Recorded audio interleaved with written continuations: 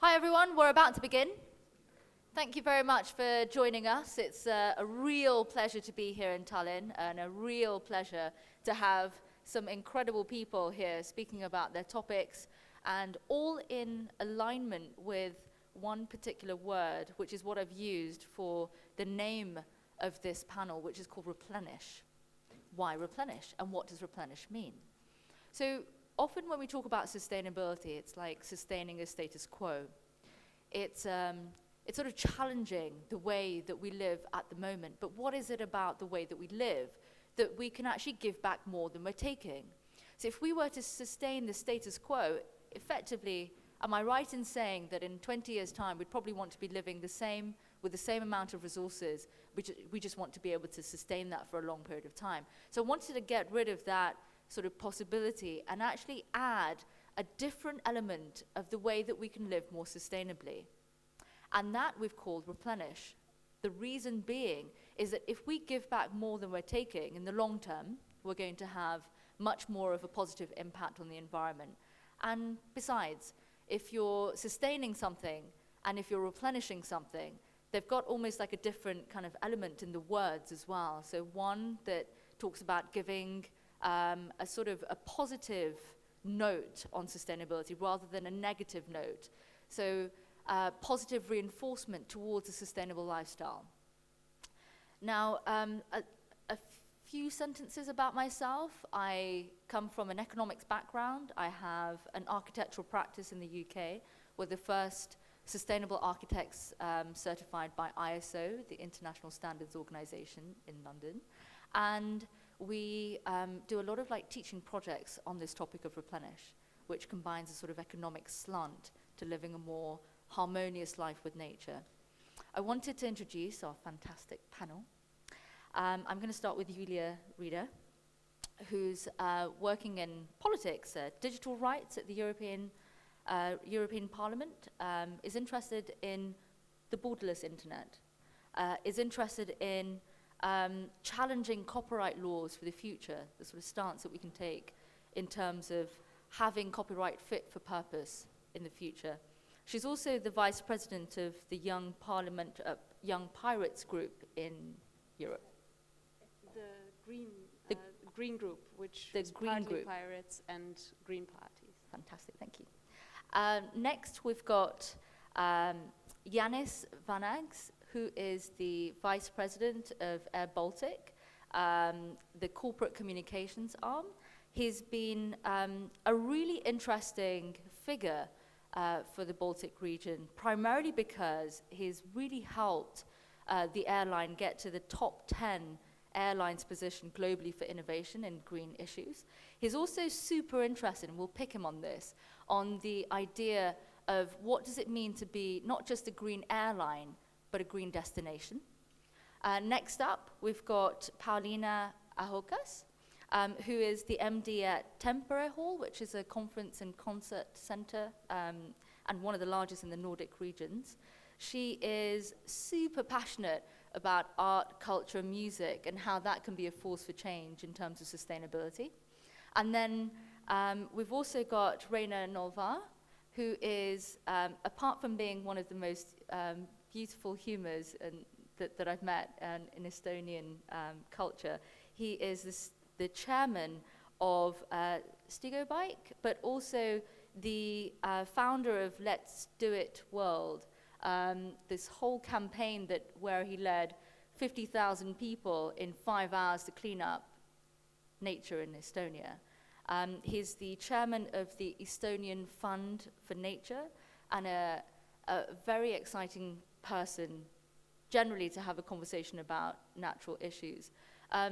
Welcome to Replenish One Planet. To begin with, I'd like to know who our audience is. And I'm going to do this because I feel that often when we're having a conversation, we're having a conversation over here and there's another conversation happening over there. So that we can combine and bridge both conversations, it'd be really good just so that we have an idea of what you do, to just shout out some of the areas that you're curious about. Replenish or sustainability is a very big topic, and we'd like to make it appropriate to our audience. So perhaps beginning with you.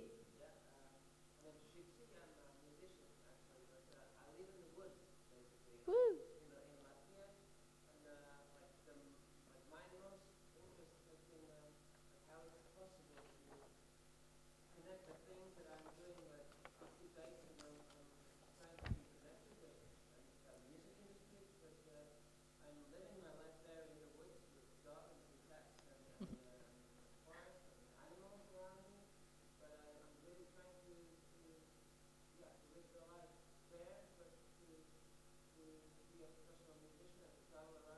So am I right in saying that it's nature and music? But mostly it's like, how do I live in harmony with nature, doing the things that I love? How do I live outside the city? Mm. And that's what I'm trying to, live a normal life and I'm doing different things than agriculture or something. Mm-hmm. Great. I think it's a big thing to, I think we've got another person who lives in nature who's got some really cool ideas on that. The person next to you. You're a journalist. Well, welcome. You're never just a journalist, but yes, welcome.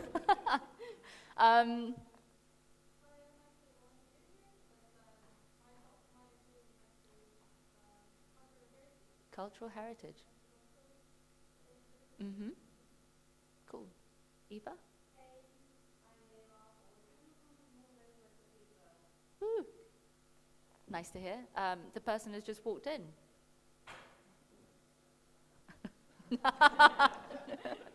Love it.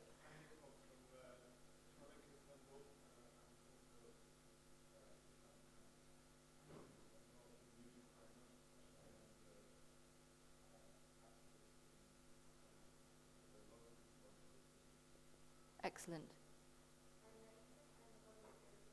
Mm-hmm. Excellent.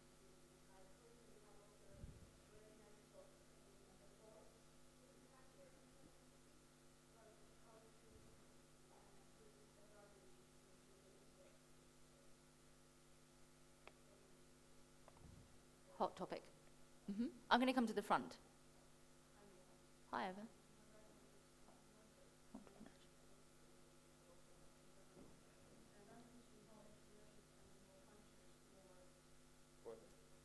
I don't know. Thank you.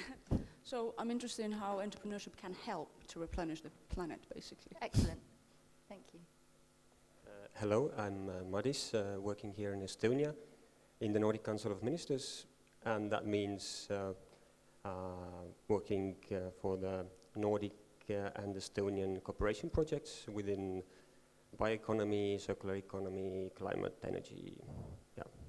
Very cool. Hi, the name is Kadri and I work for an Estonian fund for the NGO sector. And among other things, we are interested in finding new ideas that can be grown into the next Let's Do It world. So, yeah, I hope to get ideas how to support those ideas. Thank you.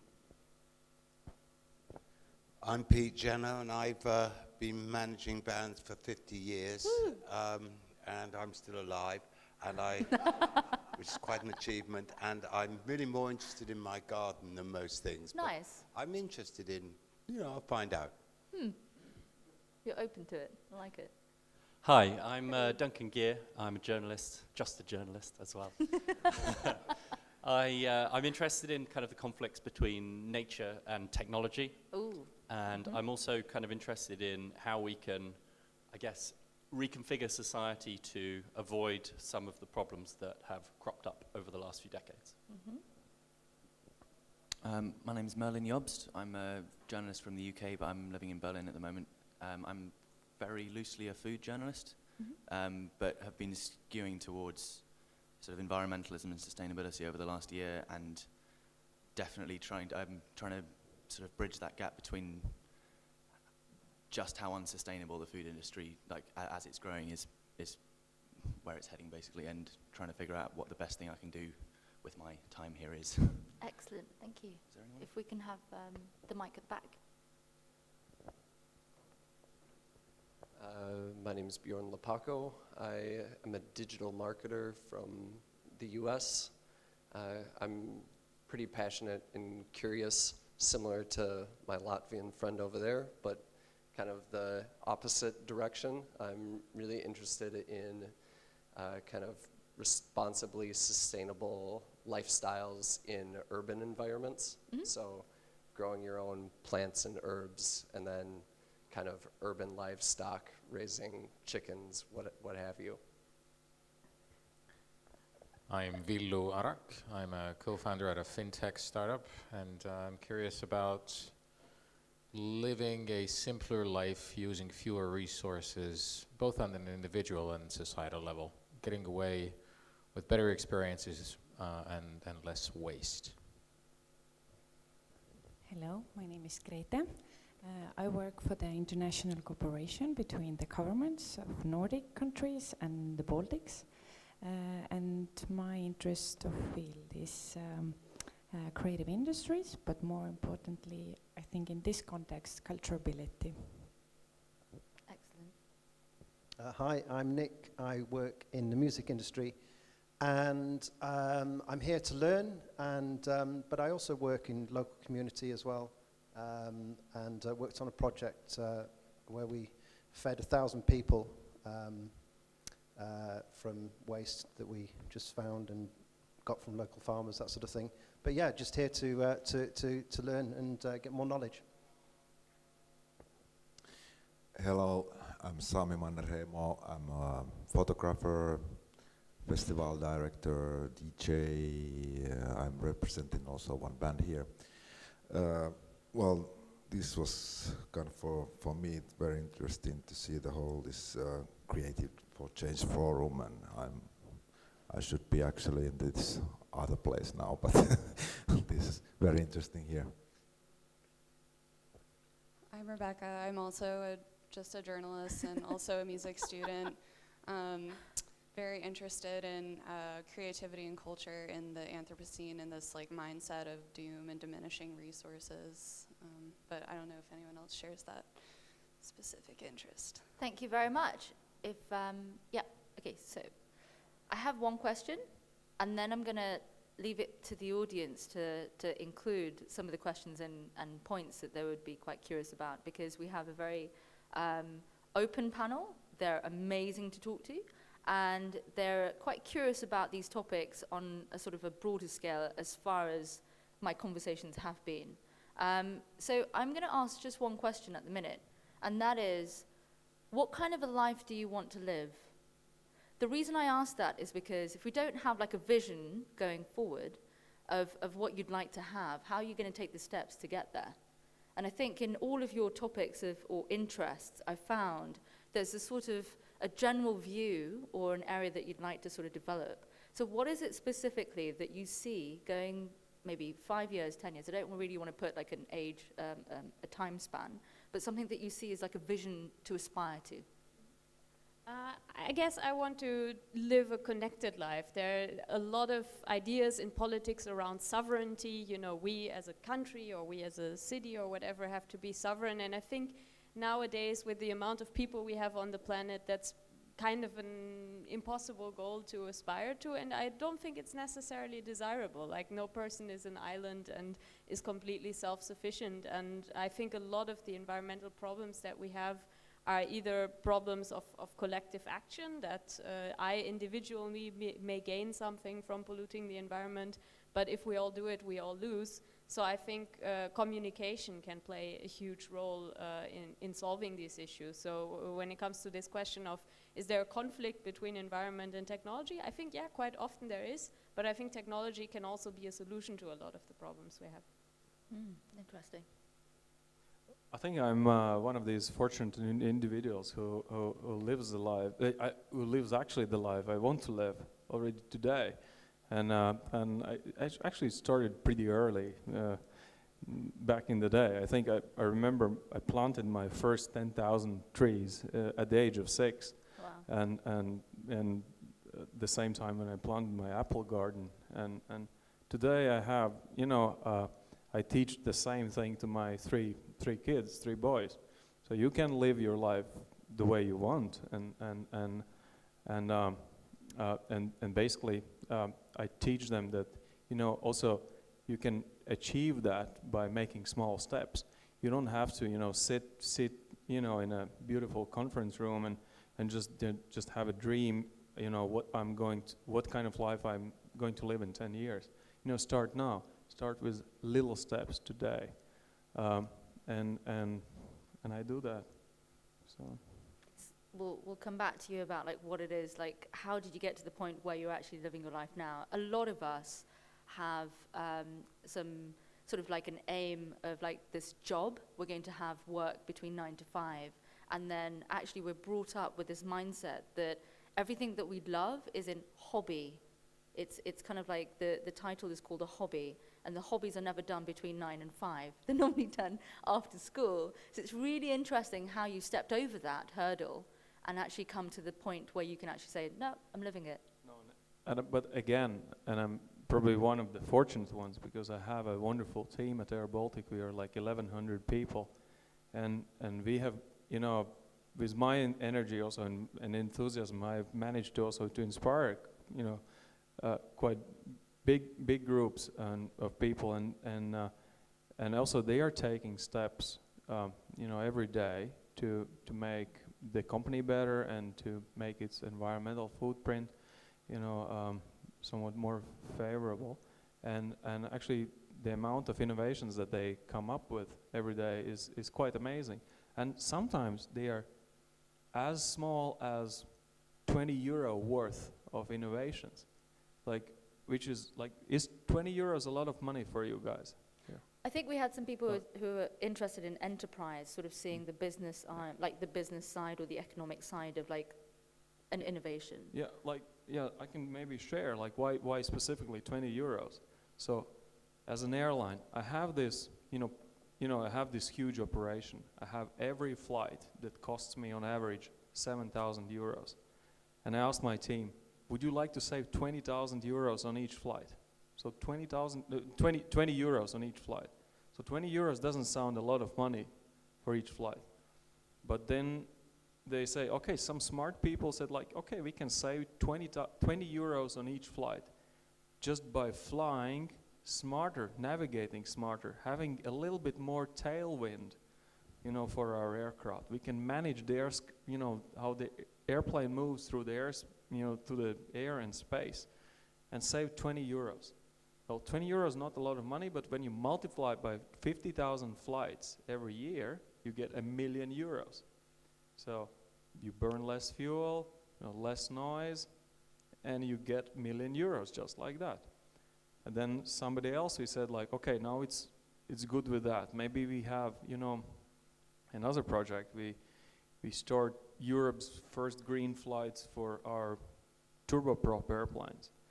And that will save us €300 on each flight because we use this super smart satellite guided flight paths, and we fly the airplanes the way that other European airlines will start flying only from 2018. So Janis, I'm right in saying that technology can help you get to a greener solution? Absolutely.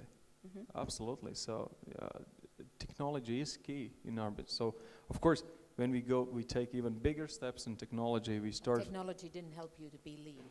It was the attitude of people that you portrayed for them. Yeah, right? yeah, absolutely. But attitude is really like key to start embracing that technology, and of course somebody needed to be ahead of that and say okay, we go for it. And again, of course there was opposition. Some people say why do we need to save these 20 euros? We are already good enough. You see, we have this super fuel conservation program. I'm going to come back to you about that because this is a really interesting point that you're I know about to make, but I want to come back to it because I want to broaden the discussion on this. Thank you. Okay. Cool. I want to live a very grateful life because I know I'm really as lucky as a pig in shit.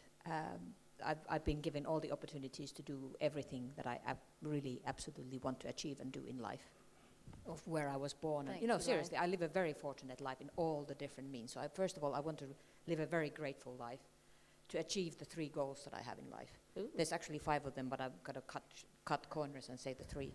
Well, first of all, I want to be around positive energy because I believe positive energy is the key to achieving and actually accomplishing things that you want to achieve. So, if you want to achieve happiness or if you want to achieve sustainability or whatever, it needs a positive energy because you can change things only by positive energy. Secondly, I want to leave a legacy behind, I know concretely what it means to me, but it's not just a legacy. I'm not going to go into detail what that legacy is, but it's when I'm dead, I want people to remember me for doing the certain things for the contributions that I did. And then thirdly, I just want to live with my 2 children, spend time with them and leave them a better place. Nice. few years back, I moved to the island. I live 20 kilometers from the coast. It takes a ferry hour and a half to get there. This is so quiet place that sometimes if I sit on the beach, I could hear the couple argue on the other side of the island. And it's really sometimes embarrassing because you don't see people, but you hear their voices. You're like in a private conversation 3 miles away. I can hear planes perfectly. They sometimes fly 10 kilometers high, but you could almost feel they like next to you. So this is so quiet how it is, and I'd like to keep it that way. But after every storm, we get deliveries from the, I would say, from most of the European countries. Well, not that much from Finland though, but also from Africa, surprisingly, in Estonia. Could you think of plastic? All kinds of stuff, and this is one of the daily things I do after storms. Is I go to the sea, I pick up all this stuff. One of these things is bound to be a plastic bag. I put them all into that, and I just, this is my routine. So I feel this is very intrusive. It's kind of, I feel offended by that, and my dream is, I don't believe in incremental change, honestly. I feel we would be making this planet completely clean one day. Maybe quicker, maybe less quick, but I believe it needs to be done completely. It's not like we're gonna make it a little less dirty. I'm not motivated by cleaning up. I'm not motivating by things getting a tad brighter. I think we would need to get it done, and I think this is the only way we could really be, proud about ourselves, habiting this place and having a legacy also, because the way it's looking now, if you put it in a perspective just for a second, if you talk about magnitudes, then we have a movement. We've been doing the mega cleanups around countries, and this is like 13 million people have been participated in last years. We picked up about 500,000 tons of waste, 500,000 tons. But if you picture the plastic industry and one part of it as a plastic packaging industry, just a tiny part. They make 78 million tons of plastic packaging each year. Out of this, 25 million tons is being left in the nature. It's 25 million tons each year. Now we're picking up as a movement is one of the largest in the world. And there are many others, but we pick up 500,000 tons in 5 or 6 years. But they dump every year 25 million tons extra. So you drop it on the street, it washes into the sewer, it goes to the sea because you cannot put a filter on the drain, otherwise you clog it and you flood the city. So the magnitudes are not there. We're losing on a huge scale. This is not like we need to do it 2 times better. We completely fucked this thing up, honestly. This is my feeling. And we're trying to do whatever we can, but this is not nearly enough. So I see companies like Air Baltic, which is doing a good thing. But I see those things being like you carve into your green oasis, and you say, okay, I'll do this part, I do that part. But I think this is not nearly enough. This is just, this is your feel-good thing about it. But what we need to do is so much bigger. This is just unbearable how big it is. So, I'm not an environmentalist, I'm a business guy. I'm doing this cleanup because it just pesters me, and this is my dream of the world to get away with it. And that's basically it. Thank you. There's something that you want to say? Yeah, I mean, what I've realized in politics is that there are a lot of companies, unfortunately, who spend a lot of money and resources on trying to slow the change down. So I'm currently in the investigatory committee on the diesel scandal. And there we've just passed new rules on how to test the emissions from cars. And basically we've allowed for a measurement error that allows cars to emit twice as many emissions as the law actually says they can, even though the measurement error is not actually that big. It's more like 20%. So, and of course this is due to really well-organized lobbying from companies. So I think we have to also look at, all the companies who are not doing their part and who are getting away with it. So I think, That's kind of a really big part of the problem, that even if a lot of people individually are doing what they can or are doing more good than harm, that may not be enough to solve the problem. You've got me thinking about something that kind of ties into some of the things that the audience have mentioned as well, and that is that we have in India thousands of piles of rubbish. Like every time you walk outside in the street, it's basically your visual inspiration is a pile, like a heap of rubbish. So I often think, why is it that they don't just make a commitment that as of today we're just not going to drop anything new on the street. We're going to recycle it. And it always brings me back to this one question: how do you balance prevention with innovation? So how much of it should be almost cleaning up, sorting out, making technology better, making houses more energy efficient, etc.? And how much of it should really be that drastic, innovative change, like complete and utter new thing that's coming about? Like, where's that balance? Is there a percentage? Is there is there an interest in that? Go ahead. Well, I think it comes down to why are we here? Why are we discussing this thing here at the Creativity for Change Forum? I think it's been discussed here quite a bit, and there's nothing much smarter that I can say than the great people before us. But it's there was a very great friend of mine quite a few years back. She was thinking, really thoroughly what she will do with her life, and she was really thinking of politics. And with all the respect, I respect people for doing the jobs because it has to be done. But she sort of calculated, what has changed people's opinions to really work towards HIV, AIDS, for example, in Africa, or what has changed people's opinion about the ability for equality between the genders and so forth. And she came up to the conclusion by statistics that the one thing that changes people's opinions the most is actually arts and culture and entertainment industry. And I often use it as an example. Bob Geldof was, when he was in Midem 2006, receiving the honorary award for the 40th anniversary of Midem. This is a music industry convention, annually one of the oldest ones. He said that, the thing is, all of us in the music industry have to realize that if something is going to be changed, it's not going to be a technology, it's not going to be an innovation, because somebody has to come up with those technologies with the motivation and the emotion. It's only emotions that actually get people going for something. Like you're completely driven by your emotion towards it.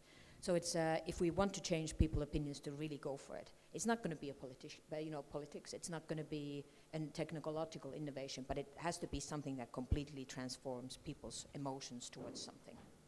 So it's us working in the arts. There's a lot of people here who work in the arts and culture and music industry. We have the responsibility. We're the nobility in a way. If you work in the arts or culture and music, you're not like you've come really far in terms from the basic needs, from the Maslow's hierarchy of needs. So you have the responsibility also to work on it. Do you see it as a give back? Yes, to really, this is the only industry, entertainment industry, music industry, arts, culture that can make the change. Mm-hmm.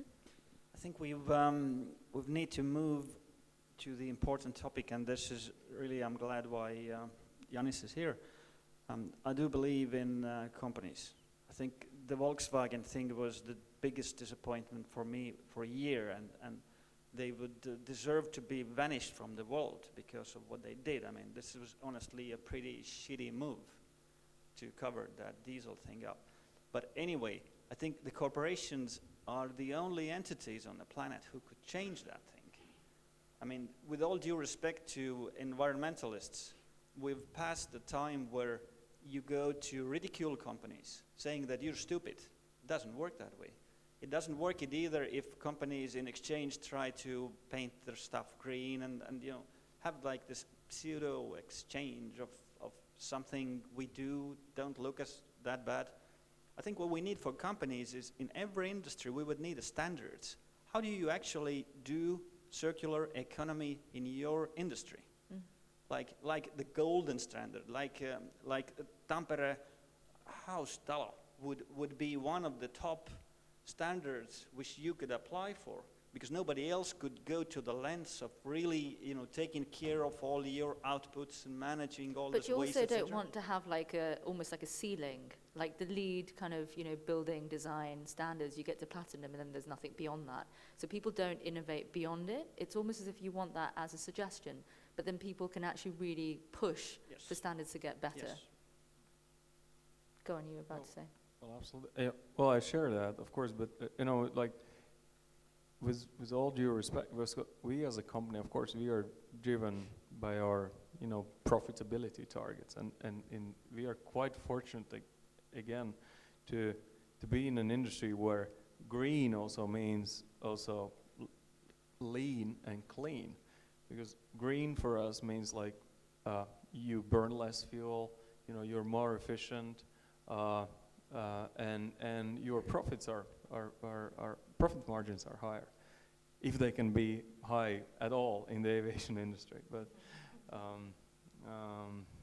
normally they are in the red, not in the black. But at least if you are into the green area, then you are at least less red, so to say. But to elaborate on your point that you should set a standard and in different industries. There's also actually there's not only companies. Actually, you can model that into individuals' lives. And what I have managed, and why I'm making that point, because what I have managed to do also in Air Baltic, I've tried to make people inspire people to make small steps. I will also try to do in a broader scale. I've started an NGO that will promote this eco-living standard. I've called it Eco Home, and actually show that one individual, a simple guy like me out there, I can also make small steps and inspire other people around me and in the bigger region around me to do the same in their daily lives. Whatever they do, whether But they don't you build a find that house. some people will just say they don't want to do it? Oh, absolutely. Like what I'm doing is more than enough. Yeah. Why do I need to change? No, absolutely. But there's something interesting that happens. That when you start the process and you create an image or a reflection of your activities, then some people they kind of, when they see it's kind of cool or interesting and attractive, they also try to copy it. What we have done also in Air Baltic, we said, okay, as my colleague said, we are good enough. We are in top 10 already in the world in this, or top 5 in that area. Why should we do better? But when we say no, let's not be complacent. We can do better. So why don't we make it to top 1? Why don't we become the world's model for flying green on turboprops? And then you inspire your own staff, and they start. That when the whole world sees that you are trying your best, then also your team becomes infected with that idea. And I think that can be copied into other areas. That's why I'm starting to evangelize on that. So I'll see what I don't know. Maybe I don't succeed, but if I can convince 100 people, 1,000 people, 10,000 people to improve their daily lives and live more like greener life, more like a better eco-living standard, why not try? Yeah, I appreciate your frankness about the profit motive, and I think you're absolutely right also when it comes to competition, and we need to create an environment where companies actually compete over being the most environmentally friendly, because the thing with standards is, we have these standards for the diesel cars, for example, and if you set a standard that a company must pass, like 80 milligrams emissions per kilometer, then it becomes an engineering problem. The executive tells the engineer, please pass this test under these very specified testing conditions, and then they manage to do that. But the thing about Volkswagen is what differentiates them from the other car makers is that they admitted to cheating.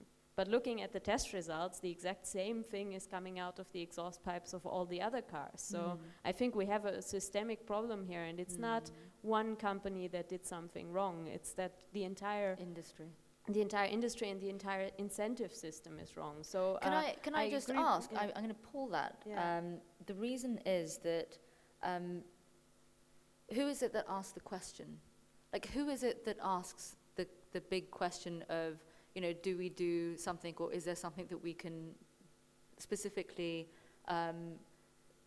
almost like push ourselves to do? Like, who is it that sets that target?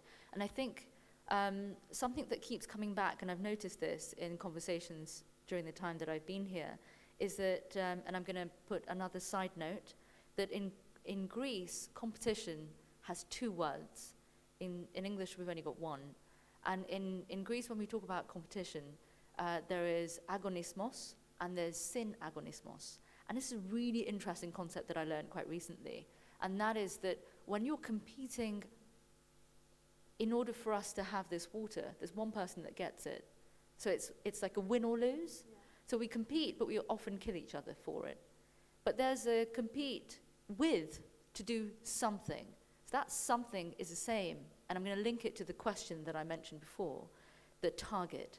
Is it that we're not competing to do better, we're competing to kill each other?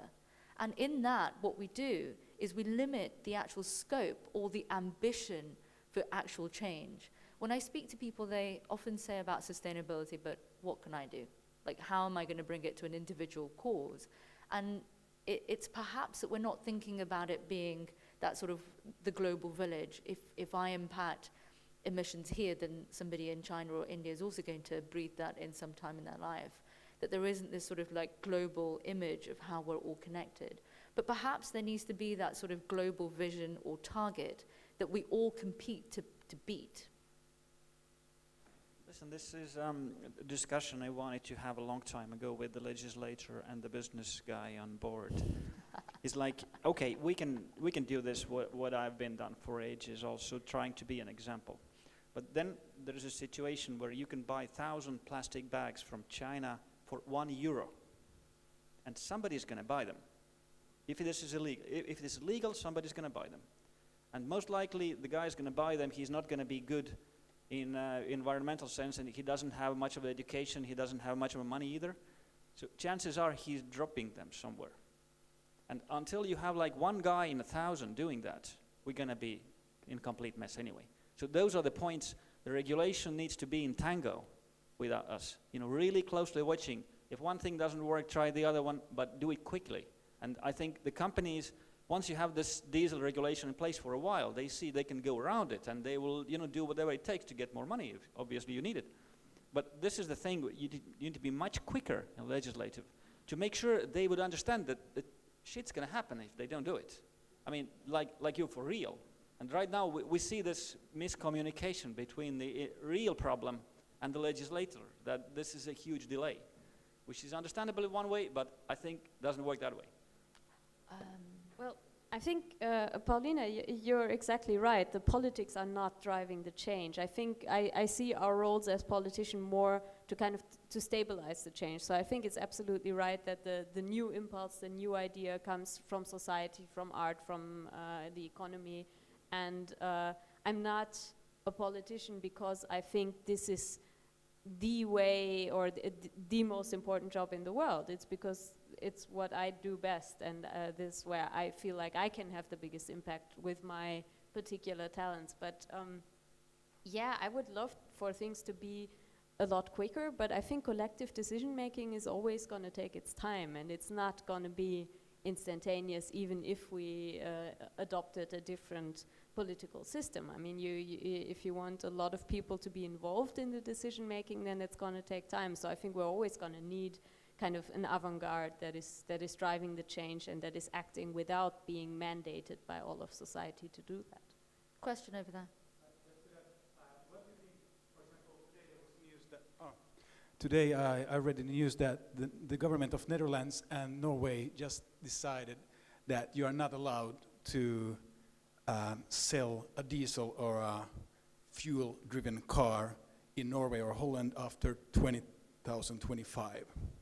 And that, of course, if you want to sell cars in Norway and Holland, you has, as a brand, you have to create enough cars to that. So what do you think that, you said that governments or politicians can't drive the change, but in cases like this, I think it might be quite clever. I think that's like a top-down hierarchical like option, right? So that they've done the research and they. Sorry, I have to ask. You can't drive or you can't sell? No, you can drive, but you can sell new cars after 25. You can't sell new cars? No, only like. So if you've already got one, you can carry on driving it, but from that time. Yeah, I was horrified by what I was like, gosh, it's the most environmental sane, and the only sustainable thing is to have a very old car and keep driving it for 60 years or 80 years. Take a train. Yeah. But I would say that's great that they're doing that, but they're not the ones who came up with that. They are reacting to something that we are all talking about since October. So, I mean, maybe we have different opinions of what is fast, but I think it's great that politics are reacting to the scandal, but they are still reacting. They're not the ones that have suddenly had this great idea that we need to save the planet. There is a scandal, and this is what was necessary for political change. But they're at least fast enough to react to it.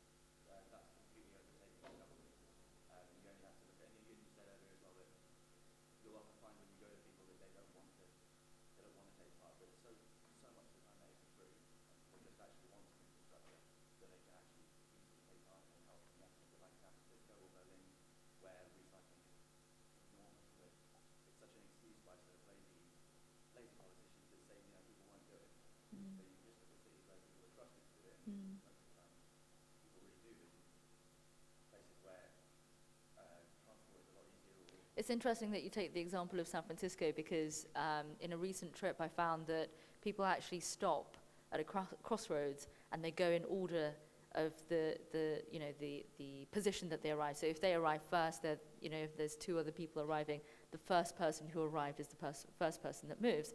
And that's almost like a cultural thing.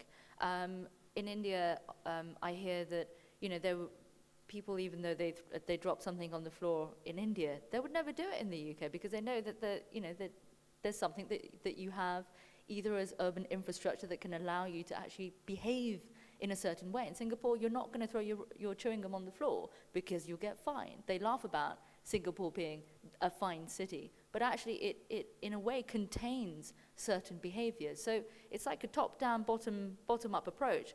Bottom-up being one where people actually take initiative and possibly test things out, but one where perhaps like that kind of a platform needs to be in place. And by having these sort of popular discussions of some things, environmental things or academic things that come to light, that we should actually be reactive and perhaps even pilot different things in different countries to see what works. Yeah, I think the empowerment is definitely a huge part of getting people to be politically active. I mean, so I come from the Pirate Party, and nobody votes for the Pirate Party. That's a ridiculous assumption that somebody would go out and vote for a party with such an absurd name. And yet, we've been relatively successful in different places at different times. And usually, what has gotten people's attention is exactly that we empower them, that we experiment with new ways of getting collective decision making done with modern technology. And I think a lot of these people who are voting for us are young people who are portrayed quite often as being disaffected and not interested in politics. But I think if you give people the opportunity to actually be heard, then they go out and do something. They'll step up. Yeah. So we've talked about stakeholders, like kind of business, politics. It'd be really interesting to hear from the audience, perhaps, of what you think is is a consumer or a citizen approach? Like, we've talked about like government sort of setting up like an infrastructure. We've talked about businesses really challenging like the status quo and perhaps like incremental changes, but changes nonetheless. What's the normal citizen to do? Like, are they not responsible at all? Are they recipients of the system? You walk to the supermarket, you have a choice of what you buy. But perhaps we're not really putting a spotlight on them. And if we were to, what would your response be about them?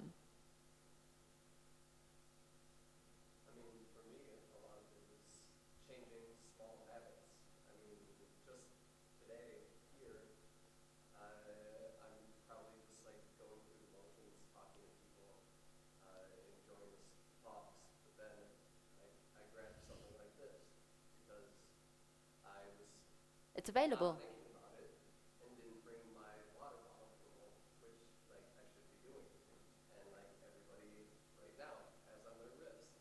A plastic.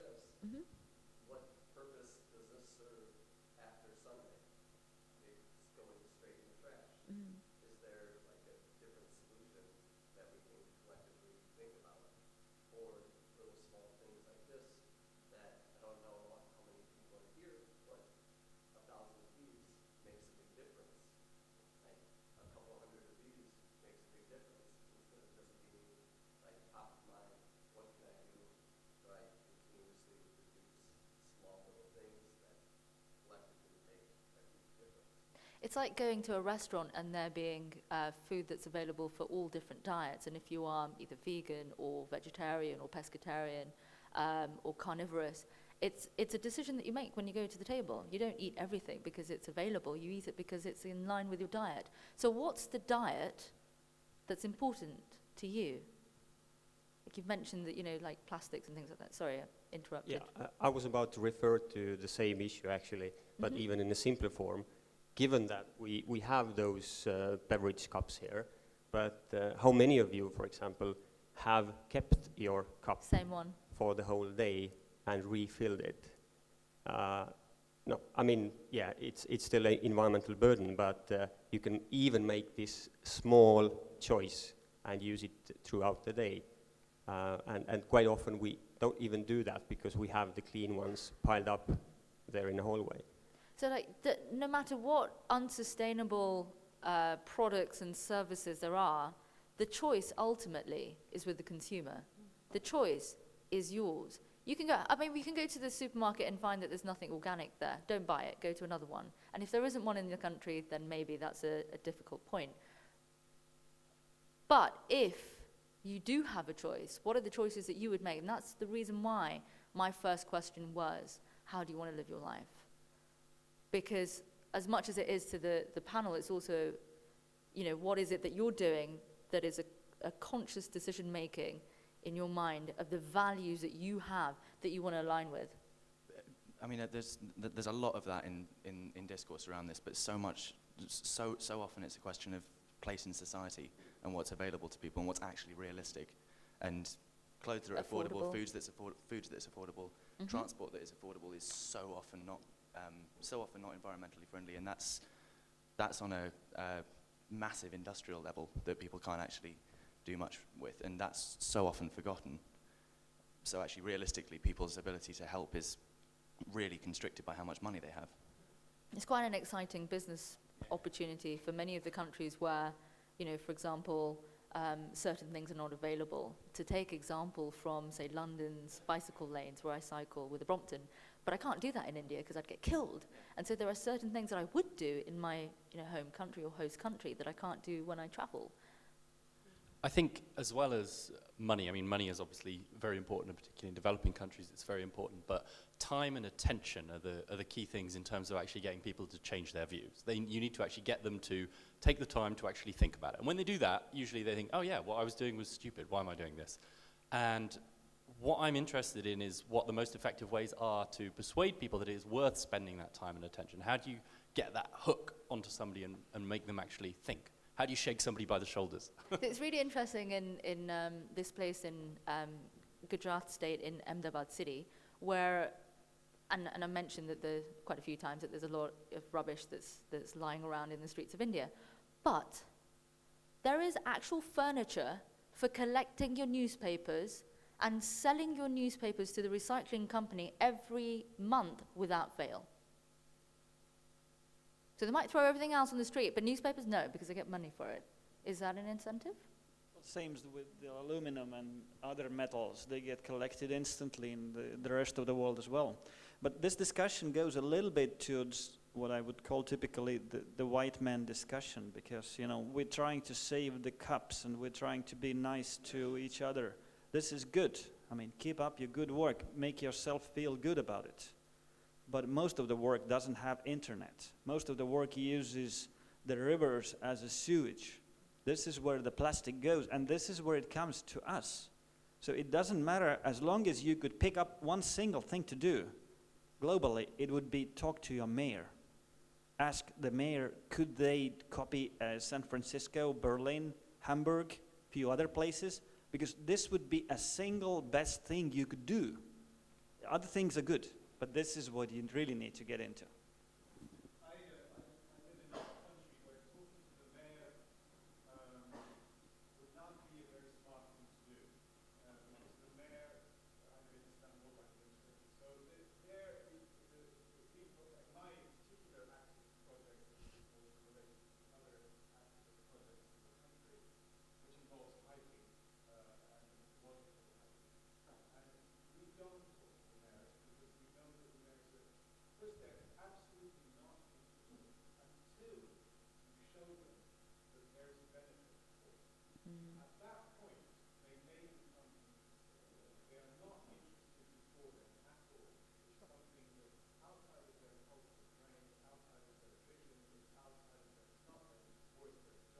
Or 3-year or 5-year term.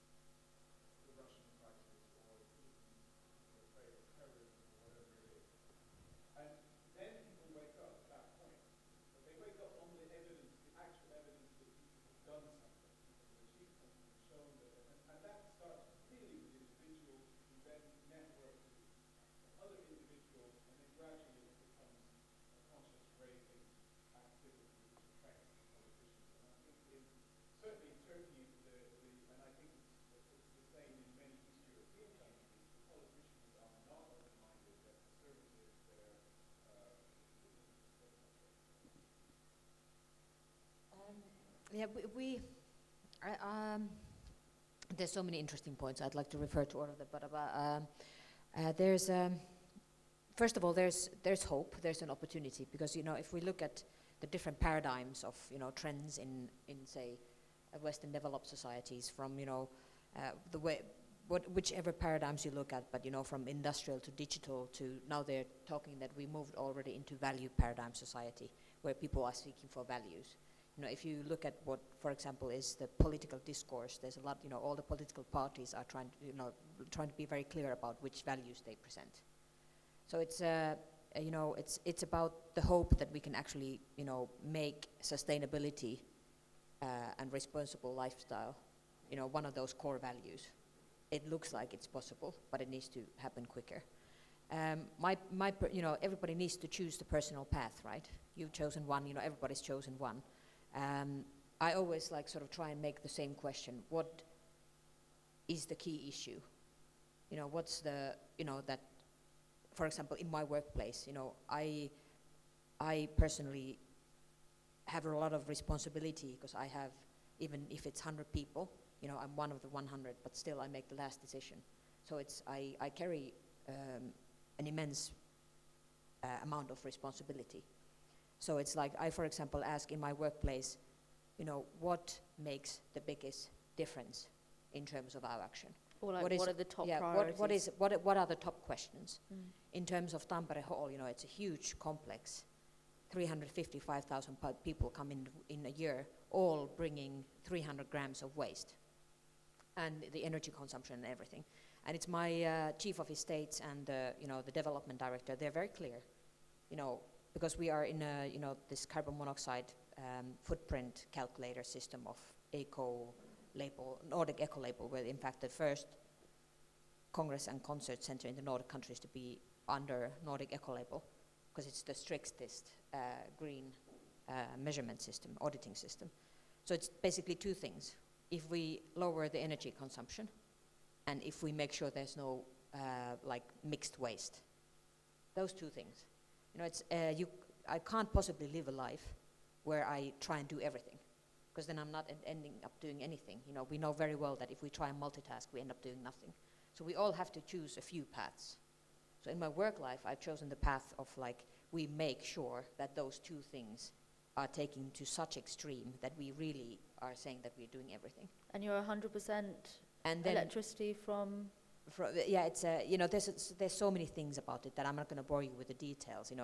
I was going through the presentation of everything that we do. It's ridiculous. There's so many details of it, from cleaning the air with the rooftop and blah blah blah, and 100% energy from the rapids and so forth.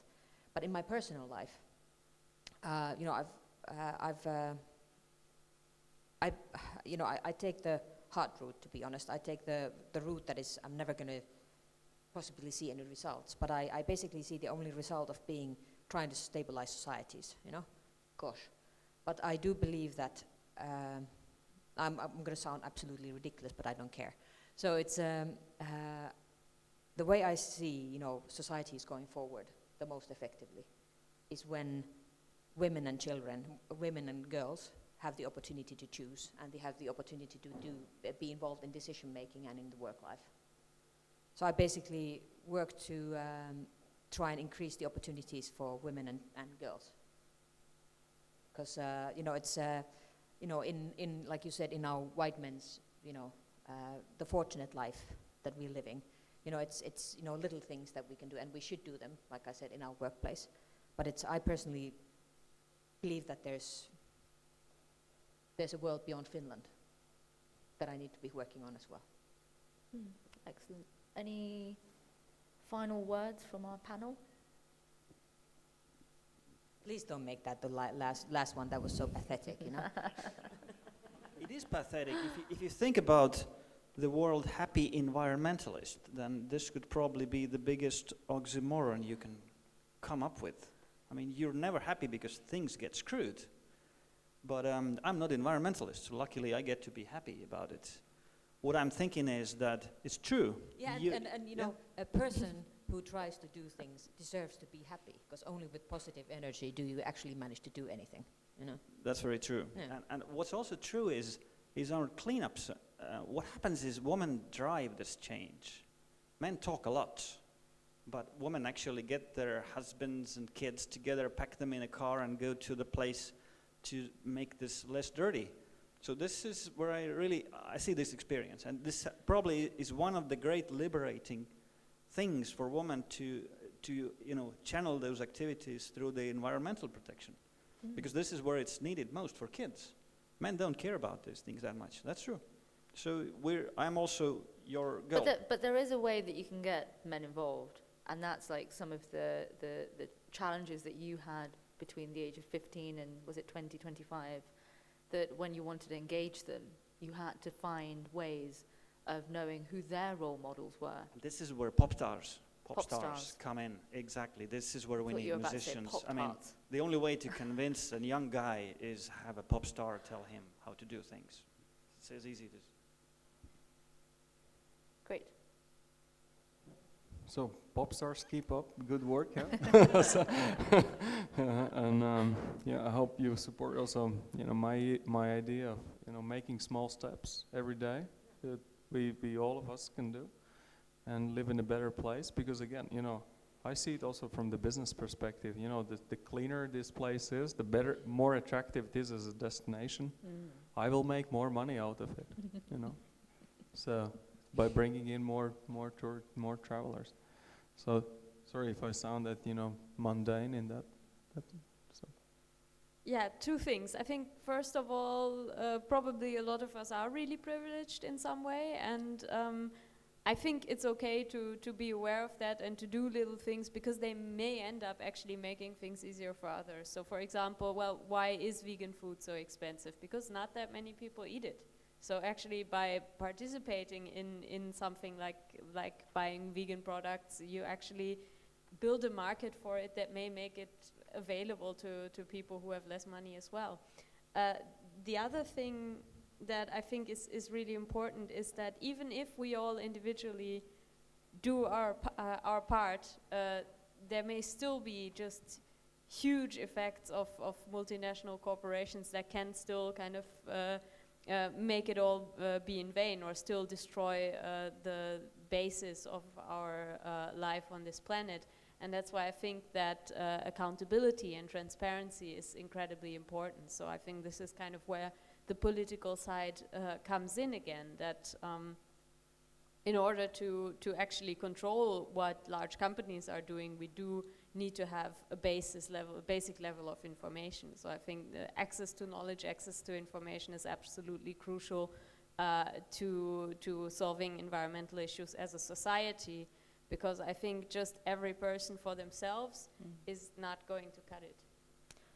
Any final comments from our audience?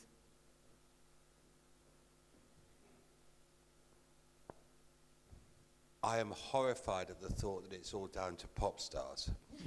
I mean, I know enough about pop stars to say if that's what we're building it on, we're in deep trouble. They travel around all the time. They generate lots of rubbish at their gigs. The people travel to come to their gigs. It is, I mean, I do not think that the lifestyle of a pop star, new clothes, and I mean, God knows, and then all the electricity that's used to power their gigs. I mean, this is not eco-friendly stuff. And I think that is very interesting. If you think that's so important, then how can we deal with that? I don't have the solution. There's one other thing that as a guilty driver of a diesel car, I would like to say that I also hold the politicians responsible, because they told me that diesel was better. And I think there's a real important information issue which that illustrates. That's not the only thing, but that illustrates it. And I think that we have to be very careful what we tell people is good for them, because often it isn't very good for them. And so I think that that's something we have to be very careful with. Another thing is digital, streaming. It doesn't use up as much. It's much more ecologically friendly. No, it's not. The amount of power that's used to send down all those signals and things is enormous. And that's all eating up power. And again, if we think about it, why can't we do something about it? You could probably put a chip on into the phone, into your device, which has 1 million tracks on it. You could, or some huge number, which would mean that you wouldn't have to send all these signals. All you could do is just send a signal saying, dig out that track, instead of sending a track. That, I think, is a very interesting point, because why couldn't you do that? You couldn't do it because the record companies wouldn't let you put 1 million tracks onto the phone, because that'd be 1 million downloads. They charge $1 a download, but every phone would be worth $1 million. That ain't going to happen. So there's got to be a lot of stuff. It's a very complex world in which we live, and where there's a sort of political responsibilities and research responsibilities, and it's a long, hard task. But for God's sake, don't rely on us. You know, we may do a bit of rah, rah, rah, and, send out some good positive messages, but that's not the solution. Any more? Yes, at the front. Can you have the mic? He's challenging you. Well, I for do God's dare to sake. disagree a bit. As a promoter, as an events organizer, a music promoter, then I take it upon myself as somebody who has the opportunity and the obligation, social obligation or whatever, social responsibility, not obligation, to do stuff within the context of my business, which is organizing events which may or may not feature pop stars. I don't expect the pop star to do anything, but I do expect the pop star not to resist or object. And they generally don't. They're fine. So what you can do is get on with your ideas within a popular music context or a popular culture context. And then they'll come on board. You know, they'll support you. If you ask them, is it a good thing that we're giving space to Amnesty International at our event, or to Greenpeace, or whatever it is, they're certainly going to say, yes, of course it is. They don't have to do anything. It doesn't cost them anything, and they're totally fine with that. And what I don't like is, and I have it even in my office, is that we do an event and they say, it's a music event, you can't have any politics. And I say, no bollocks. You know, we exist in the society. We're part of the society. We have to give space where we can to NGOs or to social activities or cultural activities which are not directly to do with our event or making money or something. They may in fact contribute, and there's a very strong argument that they do contribute to the quality of the event also for the people who attend the event, because they make it more than just consuming music. They make it more meaningful and so forth. But you have anyway, so for me, my answer is I don't expect anything from the pop stars, I don't expect anything from politicians, I don't expect anything from big business, but in my little business, my little cultural world, I have a space where I can do something, and of course other people, my peers, have that same or similar space. And that does do something. You know, you can, just a very brief example. We have an event coming up which is Sonar Istanbul. Sonar is Sonar, they're a business and they're okay. They're fine people, they're Spanish, they're okay. But they didn't say to us, oh, use the event to do something which is local, which is politically active or anything like that. I just said, I'm going to do this. And they said, oh, okay. So I'm giving space to Syrians to exhibit their art. We're going to have socially conscious, socially engaging conferences at the event, and so forth and so on. That's like Helen has done here with Tallinn Music Week. This is part of the same logic. So that's something that anybody can do who's got a little bit. I'm going to stop you there, and I'm aware that everybody there's a few more comments, so I'm going to give you a minute. All right. I just wanted to add, there's this, I don't know if you know about it, there's a British initiative called Julie's Bicycle, and they are exactly doing what you were referring to. I think we need the pop stars, but at the same time, Julie's Bicycle is developing, trying to bridge sustainability and creative industries, because the creative industries definitely have a carbon footprint as well. And they're trying to develop strategies on how to tackle those issues and to find more friendlier ways to deal with it. So there is this stuff going on, and particularly also that we're at Tallinn Music Week and talking about this shows how relevant it is and that we're actually going this way. Final comment. Yeah, I'll try and be quick. Let's think about it, for example, why Finnish Cultural Foundation was started, nearly 100 years ago. So I'm talking, yes, it's not just the individual pop star that has the responsibility, but all our field. Because, for example, Finnish Cultural Foundation is the biggest founder of arts and culture in Finland. It was started because, there was a Second World War, and people in Finland were going can this be actually happening in the world? Can we actually demolish each other from the ground, from the earth? And they were trying to come up with solutions. How are we going to solve this? Politics, legislation, no. The solution is that we fund the arts. We start a foundation that is huge, that funds all kinds of arts and culture to exist, so that people would meet each other, interact, communicate, learn to like each other, maybe even love each other, to basically share ideas. They realized that the most effective tool for making a change in society is culture. So I'm not saying it's the responsibility of a pop star. Luckily, there are pop stars that do take the responsibility, but it's the responsibility of our sector. On that note. Full stop. On that note, there's a lot of agreement. Thank you. I'm just going to end with a few sort of bullet points that I thought were really interesting in our conversation and our discussion. One was that are we at the point of Moore's law, where we have an exponential growth and we sort of incrementally change, or are we at the point of quantum leaps? And is it these quantum leaps that will lead us to get to a point where we can work together, whether we're talking about this sort of time and the attention that we need to put into this field.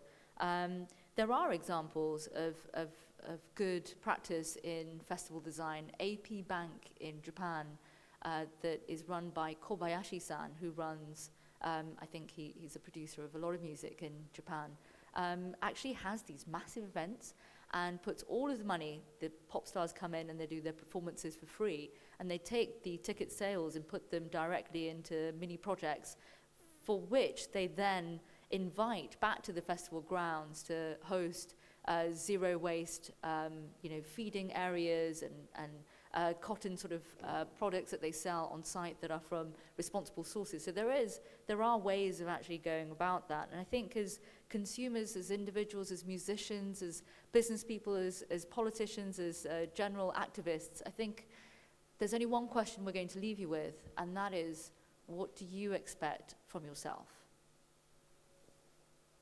Thank you.